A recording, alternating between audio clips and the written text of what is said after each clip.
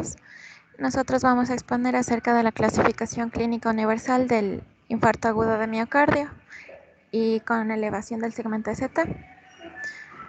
Bueno, primeramente, el infarto de miocardio es la presencia de daño miocárdico agudo detectado por la elevación de biomarcadores cardíacos en el contexto de evidencia de isquemia miocárdica aguda. Los criterios para diagnosticar el infarto de miocardio son la elevación de troponinas cardíacas, que da un pronóstico adverso. Pásale, por favor.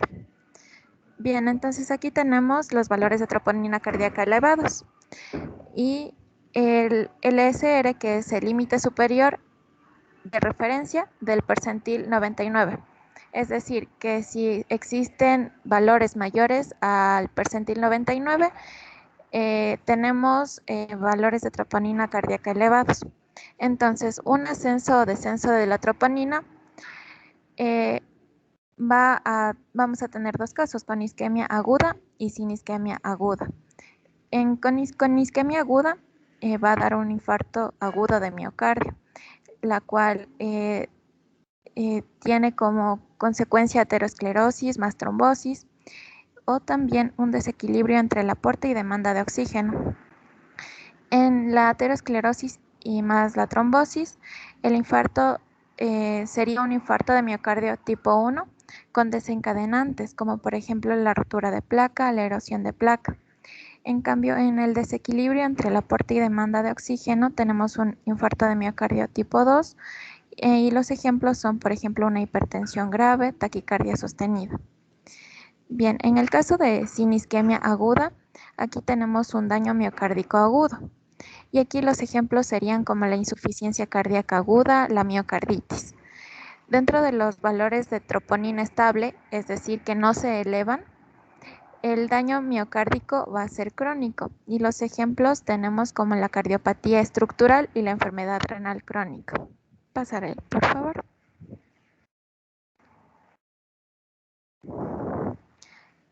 Bien, entonces el daño miocárdico se presenta siempre en el infarto agudo de miocardio. Pero entonces tenemos aquí un diagrama en donde hay evidencia clínica del daño miocárdico por isquemia aguda que da igual a un infarto de miocardio. Entonces va a presentarse un aumento de las troponinas, lo cual va a provocar el daño miocárdico. Como les expliqué, el aumento de las troponinas es un biomarcador para el diagnóstico del infarto agudo de miocardio. Y aquí tenemos algunas entidades clínicas, como por ejemplo la anemia, la taquiarritmia ventricular, la insuficiencia cardíaca, la enfermedad renal, la hipotensión, el shock y la hipoxemia, en donde la troponina cardíaca es posible que aumente. Ya, pásale, por favor. Entonces tenemos el infarto de miocardio tipo 1 y aquí los criterios para su diagnóstico, aquí se van a detectar un aumento o descenso de los valores de la troponina con al menos uno de los valores por encima del límite superior de referencia, que era el percentil 99, y al menos uno de las siguientes condiciones, que son las siguientes: el síntoma de isquemia miocárdica aguda, también nuevos cambios isquémicos en el electrocardiograma, la aparición de ondas Q patológicas, también la evidencia por imagen de pérdida de miocardio visible o anomalías regionales en la motilidad de la pared nuevas, siguiendo un patrón compatible con la etiología isquémica. La identificación de un trombo coronario por angiografía con imagen intracoronaria o por autopsia.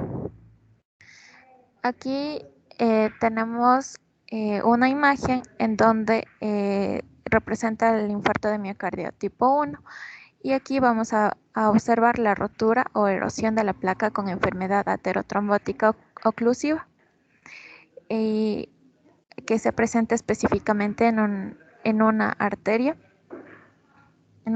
coronaria, Y aquí tenemos también la rotura, erosión de la placa con enfermedad aterotrombótica no oclusiva.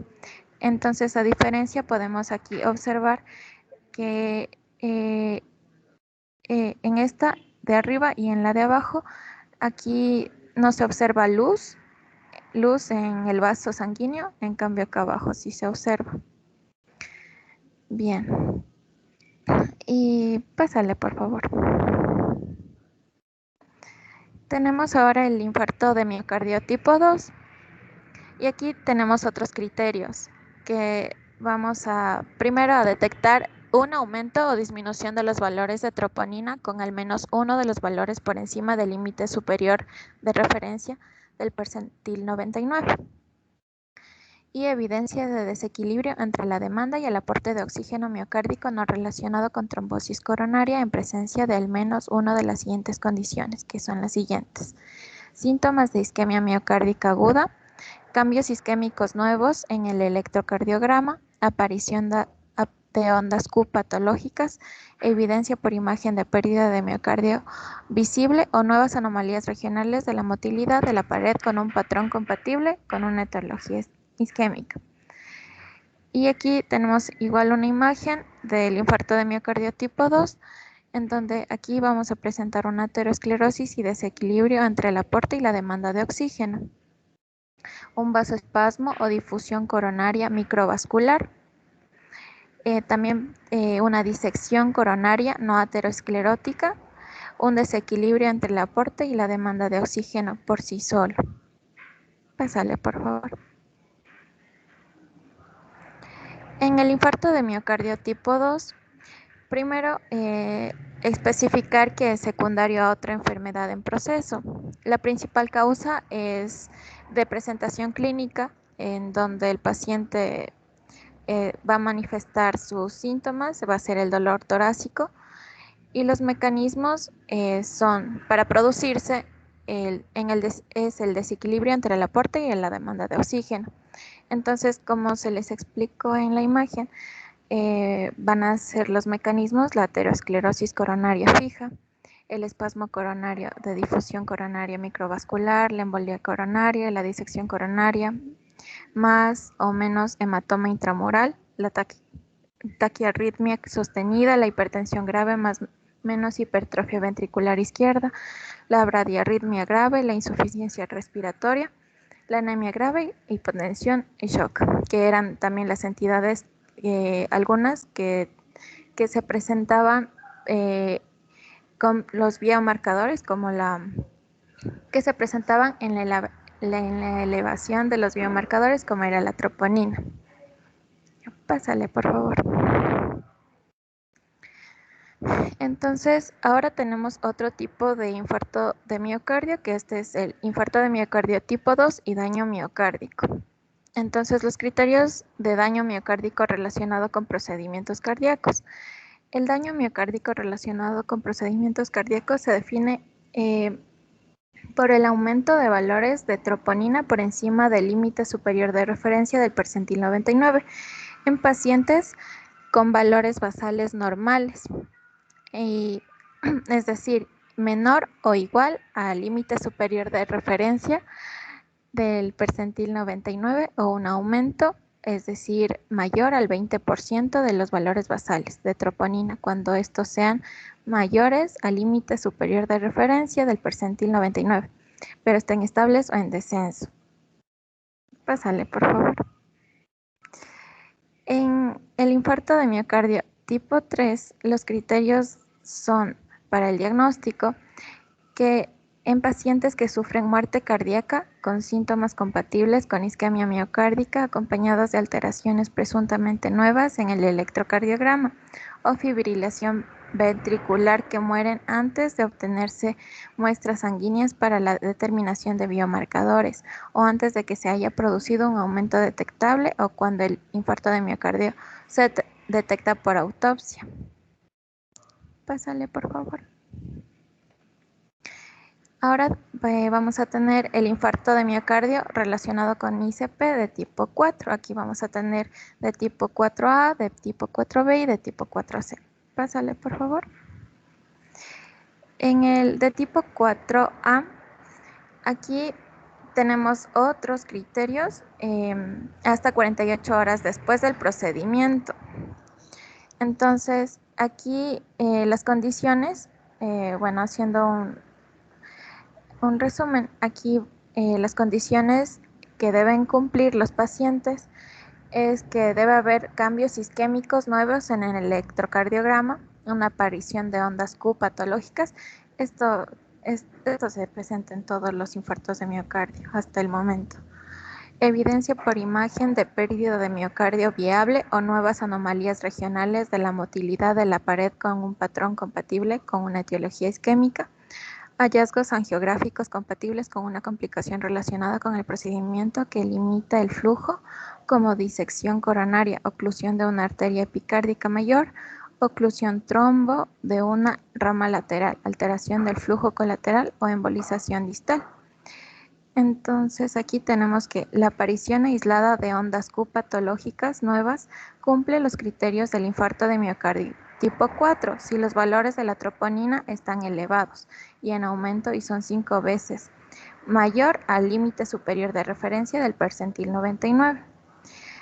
También la demostración post-mortem de un trombo relacionado con el procedimiento de la arteria culpable o la presencia de un área circunscrita de necrosis macroscópicamente visible con o sin hemorragia intramiocárdica cumplen los criterios del infarto de miocardio tipo A.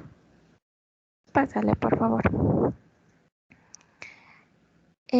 Aquí el infarto de miocardio tipo 5.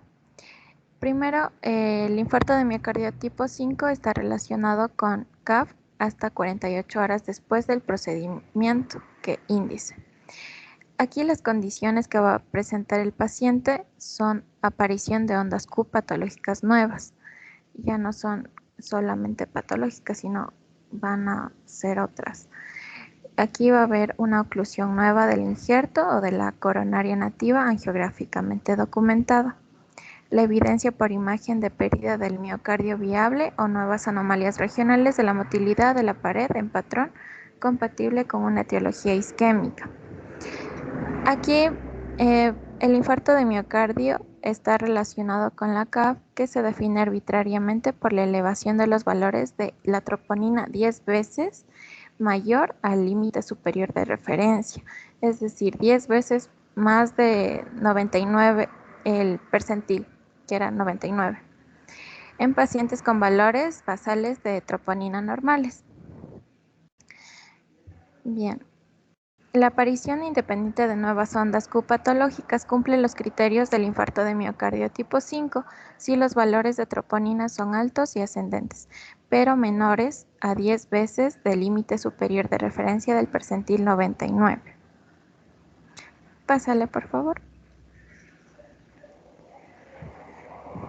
Bien, ahora hay que recordar que el infarto de miocardio se divide en un infarto de miocardio con elevación del segmento ST y sin elevación del segmento ST. El infarto de miocardio con elevación del segmento ST también se le denomina como IAMCEST. Entonces, para explicar un poco su epidemiología, primero, en Europa ha habido una reducción de la mortalidad en las 3 últimas décadas del IAMCEST. Este infarto agudo de miocardio causa casi el 1,8 millones de muertes al año, lo que corresponde al 20% de todas las muertes en Europa. En Suecia, la incidencia del IAMCEST fue de 58 sobre 100.000 habitantes en el 2015. Pásale, por favor. Bien, ahora hablando de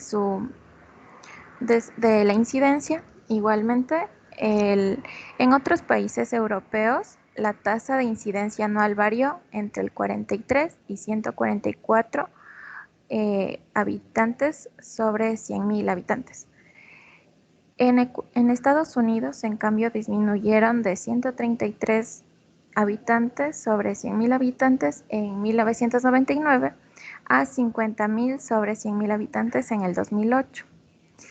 Afecta con mayor frecuencia a personas más jóvenes y más a los varones que a las mujeres. Pásale, por favor. Ahora vamos a ver acerca de su mortalidad. La mortalidad está asociada con la edad avanzada, la clase de Killip, el retraso de la aplicación del tratamiento, de disponer de una red de atención del IAMCEST coordinada con el sistema de emergencias médicas, la estrategia de tratamiento, los antecedentes de IAM, la diabetes mellitus, la insuficiencia renal, el número de arterias coronarias afectadas y la fracción de eyección del ventrículo izquierdo. Bien, ahora primero hay las causas más importantes de muerte es en las mujeres corresponde a las causas más importantes de muerte, porque en las mujeres se presenta a una edad más avanzada que en los hombres. Por lo tanto, las mujeres van a presentar más comorbilidades que ellos y por ello es que presentan una tasa de mortalidad elevada. El descenso en la mortalidad aguda y a largo plazo de un IAMCEST en paralelo con aumento de, por ejemplo, la tasa de mortalidad desciende eh, con, con terapia de reperfusión, con la intervención coronaria percutánea, ICP primaria, el tratamiento antitrombótico moderno, la prevención secundaria. Bien, y con respecto a la mortalidad hospitalaria de los pacientes con IAMCEST no seleccionados de los registros nacionales de los países de la Sociedad Europea de Cardiología, varía entre el 4 y el 12%, mientras que la mortalidad al año de los pacientes con IAMCEST de registros angiográficos es del 10% aproximadamente. Pásale. Bien, y aquí primero, recordando que es más frecuente el IAMCEST, es más frecuente 3 o 4 veces más en varones menores a 60 años. Pero posteriormente, a partir de los 75 años en adelante, es más frecuente en las mujeres. Es decir, se invierte. Y las mujeres presentan más complicaciones hemorrágicas que los hombres. Es más infrecuente que los hombres presenten menos comorbilidades, que como les expliqué, porque en los hombres se presenta a menor edad, entonces ellos no predisponen menos comorbilidades como otras enfermedades como la insuficiencia renal que les expliqué anteriormente. Y es más infrecuente el tratamiento de reperfusión en mujeres. O sea, no es tan frecuente en ellas el tratamiento de reperfusión. Ya, pásale, por favor.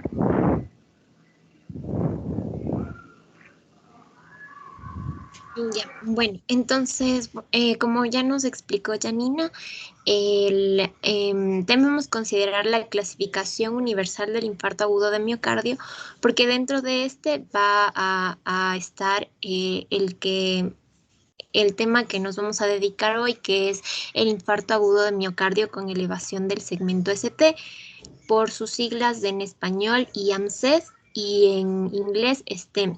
Entonces, solo recordando que en el anterior, la exposición del día lunes, nos hablaron del infarto agudo de miocardio sin elevación de este segmento ST.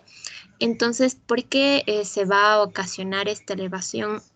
En sí, los pacientes se van a clasificar en esta categoría aquellos que necesitan iniciar inmediatamente estrategias de tratamiento de reperfusión. Ellos se van a caracterizar porque tienen un dolor torácico persistente u otros síntomas que indican isquemia. Aquí también debemos recordar que es característico la elevación del segmento ST en por lo menos 2 derivaciones contiguas. Como vemos aquí en la imagen, nosotros tenemos un electrocardiograma normal con una onda, no ya, con las ondas este segmento ST, que es el inicio de la repolarización del ventrículo. Entonces, lo que pasa en el infarto agudo de miocardio sin elevación del segmento ST es que la isquemia se focaliza en el subendocardio.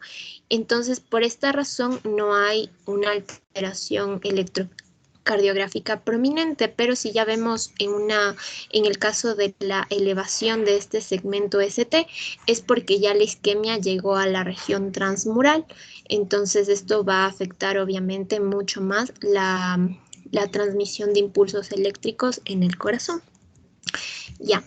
Dentro de la etiología, nosotros les comentaba que es muy importante recordar la clasificación universal del infarto porque por lo general el STEMI o IAMCES, este se va a encontrar dentro del infarto agudo de miocardio tipo 1 porque se debe a una oclusión total de una arteria coronaria. Y esto por lo general se va a dar debido a una rotura de la placa ateromatosa. Como vemos aquí en esta imagen, se está formando la placa y una vez que se rompe, lo que sucede es que en esta región endotelial va a activarse aún más los factores de coagulación. Por aquí vemos, como sabemos, el colágeno activa toda esta situación de agregantes plaquetarios, se activa también el fibrinógeno y todo esto ayuda a formar un trompo mucho más grande en el vaso que va a hacer que éste se ocluya por completo. Entonces, esto va a ocasionar que la isquemia sea mucho más prominente y va a dar lugar a que se dé esta elevación prominente del segmento ST.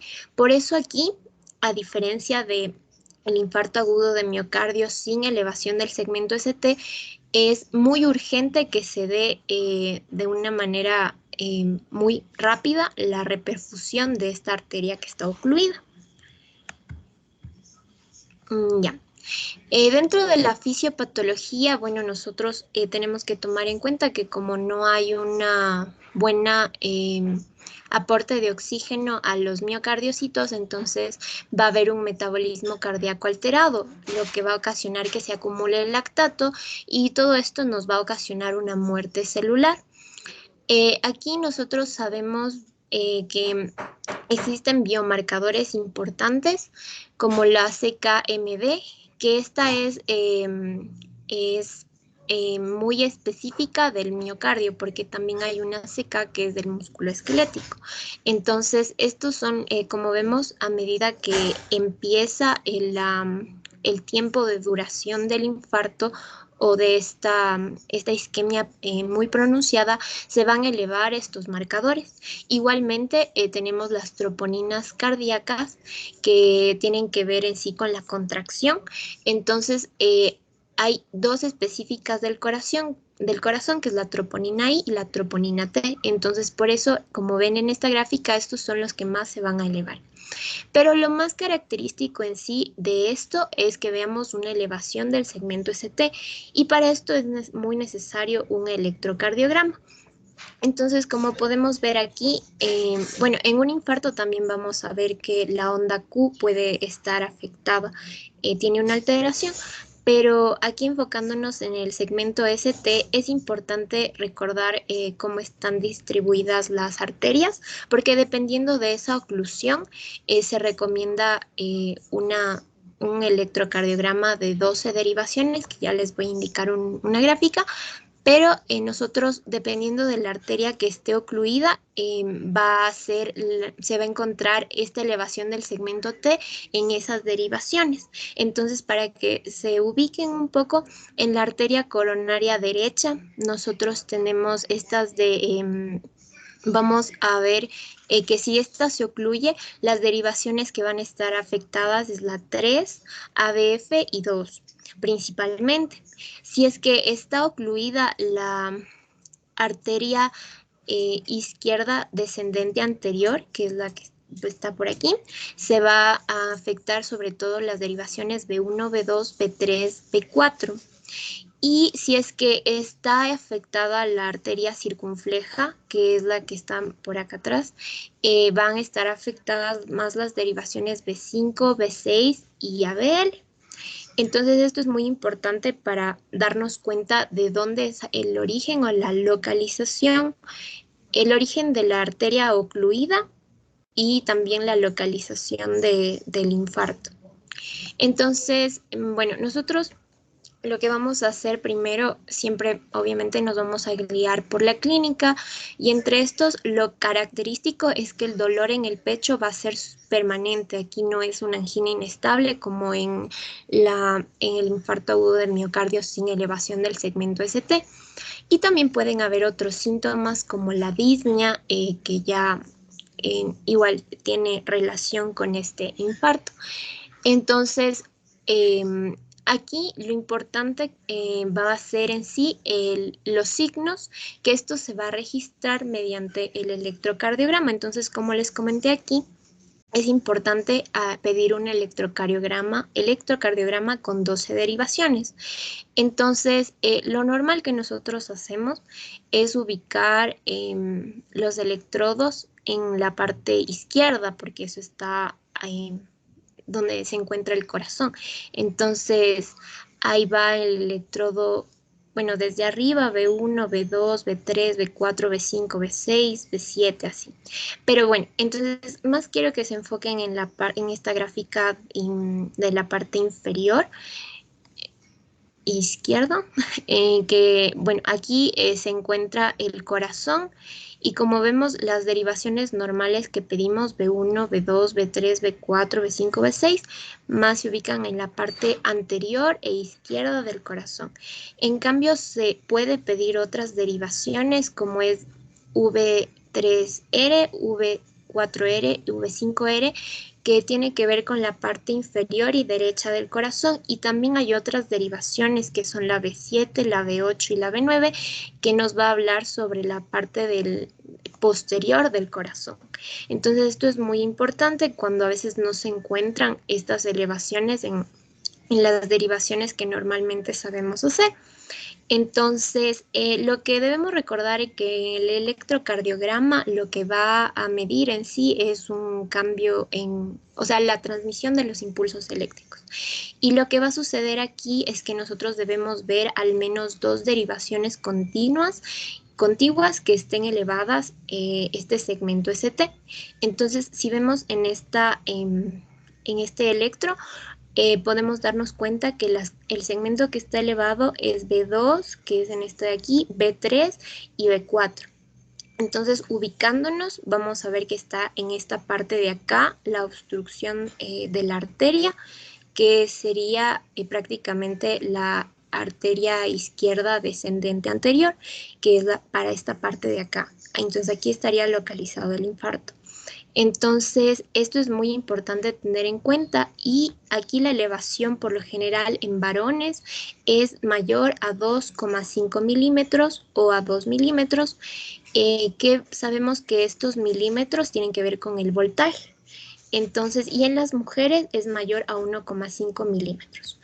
Y si es que el infarto se ubicara en la parte baja del corazón, tendríamos que prestar atención a estas derivaciones, y si es en la parte posterior, a estas derivaciones de acá. Ya. Algo que también debemos considerar es que si hay una presentación electrocardiográfica atípica, esto nos va a indicar que se debe iniciar con una intervención coronaria percutánea primaria inmediata, cuando existen síntomas compatibles con una isquemia miocárdica, que aunque no necesariamente encontremos esta elevación del segmento T, entonces esto, ¿cuándo va a ocurrir? Va a ocurrir en un bloqueo de la rama. Entonces aquí, como les dije, las elevaciones características son mayores a 2,5 milímetros, 2, pero aquí vemos que solo está un milímetro elevado. También pueden incluso haber depresiones concordantes del segmento ST y eso a veces es atípico, pero no podemos descartar que se necesite esta intervención. Y Igualmente en el ritmo ventricular con marcapasos, aquí suele ser muy difícil poder medir un electrocardiograma y ver estos defectos, pero también puede ser aplicable para realizar esta intervención en estas personas. También un infarto de miocardio posterior aislado.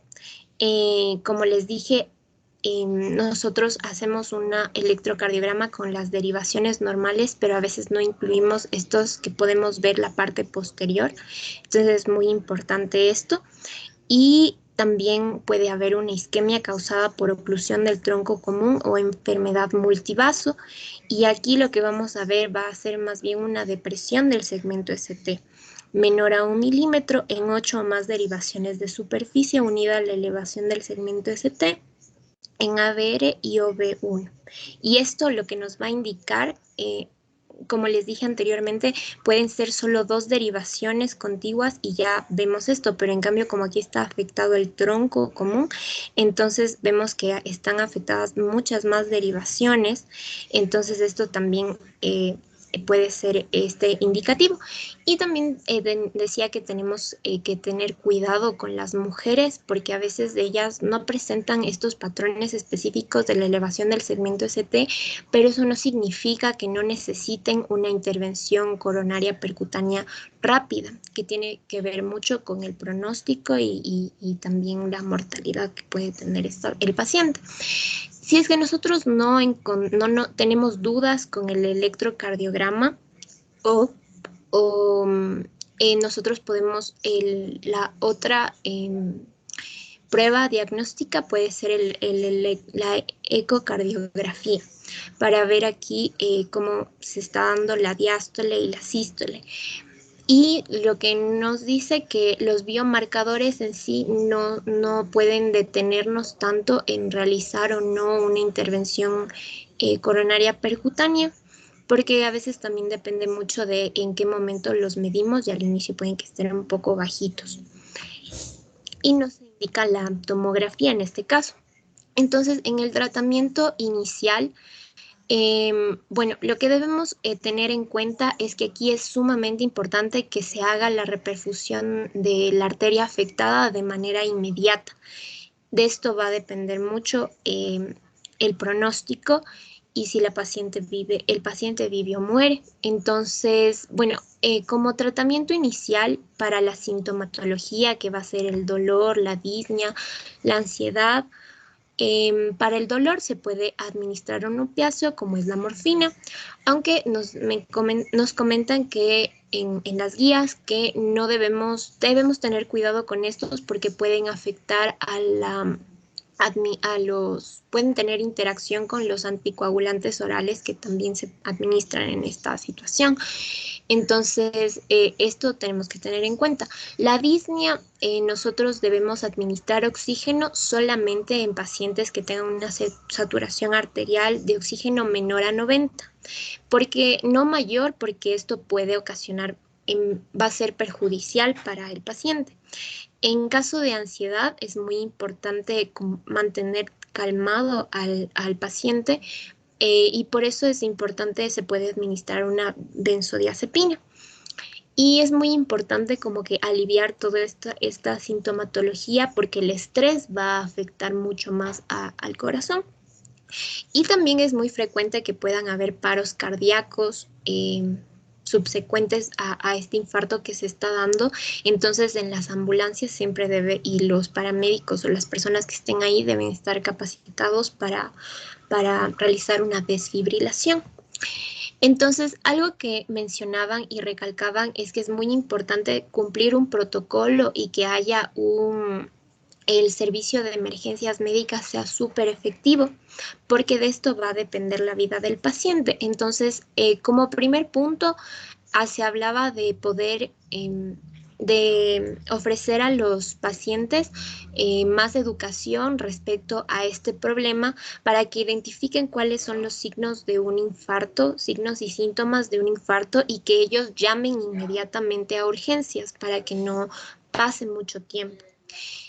Pero de ahí lo más importante es lo que pasa en sí en el servicio de medicina. Lo que uno tiene que hacer, y es importante, es que en una ambulancia esté equipada con electrocardiograma, también con desfibrilador, y que las personas que están aquí también estén capacitadas, porque al saber interpretar el electrocardiograma, ellos pueden saber a qué centro de salud deben dirigirse, porque si llegan a un centro en el que no se puede hacer una intervención coronaria percutánea, este tiene que ser derivado a otro centro, y aquí el tiempo cuenta mucho. Entonces es muy importante que uno pueda diagnosticar esto con un mínimo de 10 minutos, con un máximo de 10 minutos. Y a partir del tiempo en el que se diagnostica que este es un infarto agudo de miocardio con elevación del segmento ST, entonces desde ese momento se debe hacer una intervención coronaria percutánea primaria antes de que se cumplan 120 minutos de lo que se diagnosticó esta enfermedad, porque esto nos va a ayudar a la reperfusión, y esto va a aumentar el pronóstico de vida del paciente. Si es que ya pasa de estos 120 minutos, lo que se va a optar es por un tratamiento de fibrinolisis, que es ya una opción que puede ser válida también, y después tratar de se puede tratar de hacer una intervención coronaria percutánea. Y, y eso es lo que se debe hacer. En caso de que llega ya al centro hospitalario, lo que mencionan es que como esto debe ser en cuestión de segundos, el paciente ya debería venir con este pronóstico de infarto agudo de miocardio con elevación del segmento ST, para que no pase por la sala de urgencias, sino que vaya directamente hacia cirugía o laboratorio de cateterismo, donde le van a poder realizar este procedimiento. Ya. Bueno, disculpen que no se ve bien las imágenes, pero de aquí lo que nosotros sabemos es que lo inmediato es hacer un tratamiento de reperfusión. Entonces, lo primero que se debe hacer es un intervencionismo coronario percutáneo. Lo que menciona en la bibliografía es que que la vía de acceso óptima es la radial, ya no la femoral, pero obviamente debe ser alguien capacitado para hacerlo. Aquí lo más recomendable es que se dé el implante de stents. Entre ellos están los stents metálicos, pero como sabemos, estos podrían volver a darse este proceso de restenosis. Entonces también es más aconsejable los stents metálicos farmacoactivos, que podrían evitar esto. También se ha visto que es importante, que puede ayudar mucho hacer una aspiración del trompo para evitar que se dé esta reestenosis, y también puede ser útil una revascularización coronaria multivaso en el caso de que se observe que hay múltiples vasos afectados con estas placas ateromatosas y estos trombos, aunque lo fundamental siempre va a ser la revascularización de la arteria la reperfusión de la arteria que está ocluida, que es la que está ocasionando el infarto. Entonces, cuando nosotros ya hacemos este procedimiento quirúrgico, nosotros también necesitamos un tratamiento que sea coadyuvante. Entonces, dentro de estos está el tratamiento antiagregante plaquetario, en el que es muy importante administrar la aspirina o el ácido acetil salicílico, y también los inhibidores del P2Y, que igual es como el Prasugrel o el Ticagrelor, que son también muy importantes. Y también se podría hacer una terapia antiplaquetaria doble, que es la suma de esta aspirina con estos inhibidores potentes de P2Y12. De ahí también podemos dar la administración de anti-GP2B, 2A, que también son importantes en la agregación plaquetaria, como sabemos en la fisiopatología. Y también es muy importante dar un tratamiento anticoagulante para todos los pacientes que tienen este procedimiento cabe recalcar que se tiene que dar durante y después de este intervencionismo coronario percutáneo. Entonces, aquí al lado podemos ver que hay varios fármacos con las dosis que nosotros podemos utilizar. En los antiplaquetarios, como es la aspirina, que puede ser una dosis de carga de 150 a 300 miligramos por vía oral o de 75 a 250 miligramos por vía intravascular. El clopidogrel, una dosis de carga de 600 miligramos oral, seguida de dosis de mantenimiento de 75 miligramos al día. Y bueno, todas estas que debemos recordar que el clopidogrel, el prasugrel, el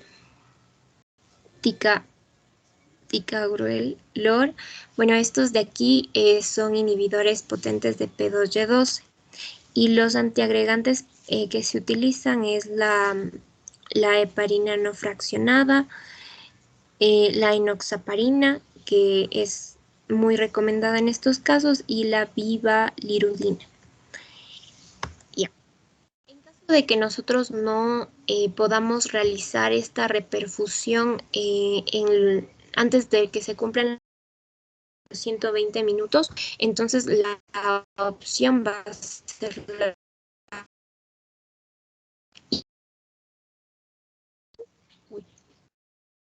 fue el internet. Disculpen si me escuchan. Sí, Sammy, te escuchamos. Sí, Sam. Ya, muchas gracias. Ya, entonces aquí es muy importante que se administren fármacos específicos para la fibrina, entre estos el tenecteplasa, alteplasa o reteplasa. También nosotros ante este tratamiento fibrinolítico podemos añadir tratamientos antiagregantes combinados y anticoagulantes. Y esto también se ha visto que tienen un efecto aditivo cardiovascular, protector cardiovascular. Entonces, sí, siempre deben ir de la mano los fibrinolíticos con los antiagregantes y los anticoagulantes, que son prácticamente los mismos que les comenté cuando se hace un intervencionismo coronario percutáneo. Y también es importante considerar que una vez que ya se haga esta terapia de fibrinolisis, para todos los pacientes va a estar indicado el traslado a un centro con capacidad de realizar esta intervención coronaria percutánea, porque por lo general se va a elegir esto cuando se llega a un hospital y en este no hay la capacidad o no tienen los implementos para hacer esta intervención, entonces el paciente se debe aplicar esto. Y después se recomienda hacer una angiografía urgente seguida a esta ICP. También va a estar indicada para pacientes con insuficiencia cardíaca o shock cardiogénico. Y también es importante que se haga esta intervención coronaria percutánea de rescate inmediatamente después de que se dé un fracaso de la fibrinólisis, porque esta por eso no es de primera opción realizar este tratamiento, porque se puede dar nuevamente la oclusión del vaso. Entonces, es de primera elección el ICP. Y bueno, aquí igual estaban las dosis de los medicamentos que nosotros debemos usar, la streptocinasa, que bueno, esta se debe usar 1,5 millones de unidades en 30 a 60 minutos intravasculares. Bueno, recordando también que cuando son intravasculares, tienen una acción más inmediata. La alteplasa, que debe administrarse en un bolo intravenoso de 15 miligramos y después de 0,5 miligramos por kilogramo de peso vía intravascular durante 60 minutos hasta llegar a los 35 miligramos. Igual son de opción reteplasa, tenecteplasa, y también se debe considerar, como les comentaba, este tratamiento antiagregante combinado, que aquí en este caso se hace más con ácido acetil salicílico y el clopidogrel.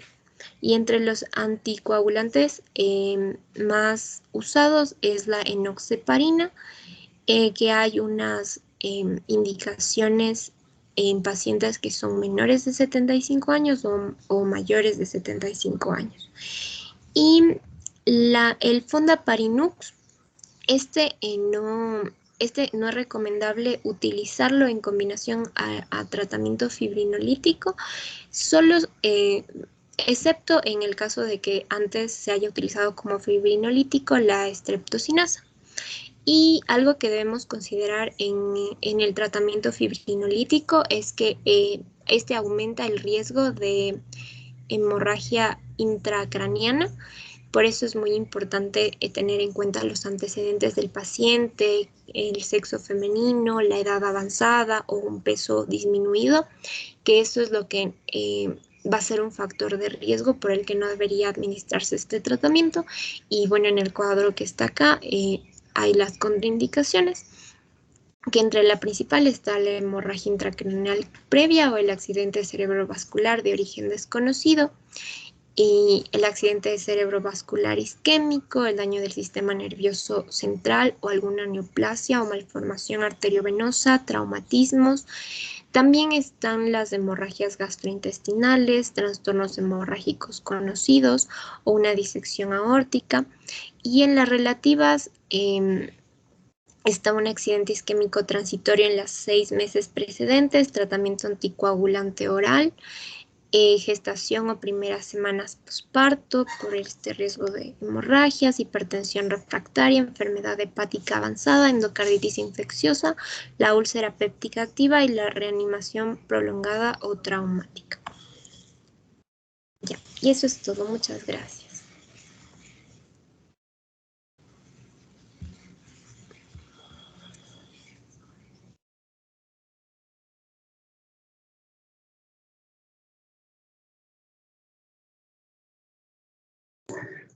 Ok, chicos. Bueno, nos veremos el día lunes para la siguiente presentación. Ya ven que esta es la clasificación que actualmente se está utilizando tanto en el grupo del American Heart como en el grupo europeo. Entonces vamos a tener que dominar este grupo. Ya hablaremos más luego sobre eso. Hasta luego, chicos. Gracias, Gracias, Doc. hasta luego. Gracias, Doc.